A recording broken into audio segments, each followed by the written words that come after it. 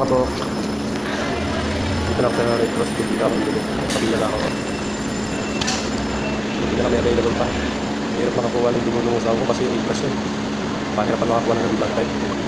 Malaki naman ako nakakakuha dito sa may port area. Kaso dati, walk-in lang pwede lang kasi marami silang stock. Pero ngayon kasi, kailangan ng reservation ko. Hindi kami napapretap ko sa bahay.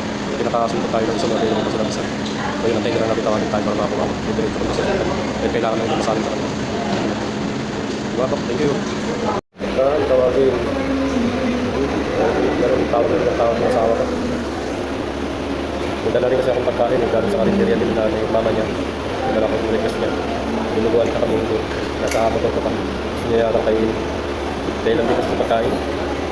Wala tayong magagawa. Nakapila pa ako dito. Hindi ko sure kung pwede mag-video. Kaya nandito pa ako sa sulok. Sulok lang. Pero sure naman naman makukuha kasi pinamit na ako. Nakuha ko na yung dugo. Ito na. Sa box na. Yan. So yung resibo. Kailangan madiretso ka agad sa loob ng hospital. Hindi ito pwedeng tumingin ka sa labas. Kailangan ma-refrigerate ka agad ng blood bank. Diretso na ako. Kalakad na ako papunta sa parking lot. Show. Kita na lang mamaya kapag nasa hospital na ako para i-deposit itong blood bank. Ingat! Ito na ako sa hospital. I-deposit ko na sa blood bank yung dugo. Pagkabigay ko dun sa blood bank, diretso na rin ako sa ward ng warrior ko. Kasi uuwi na yung kuya niya. Dito na po ako sa ward. Nakalis na rin yung kuya niya. Dito siya, gising siya.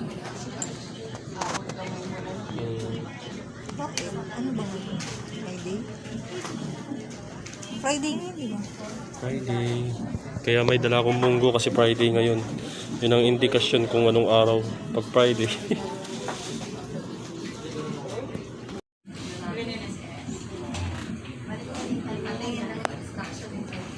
Yun lang na po. Maraming salamat. Magkagabi na naman, bukas na naman. Thank you.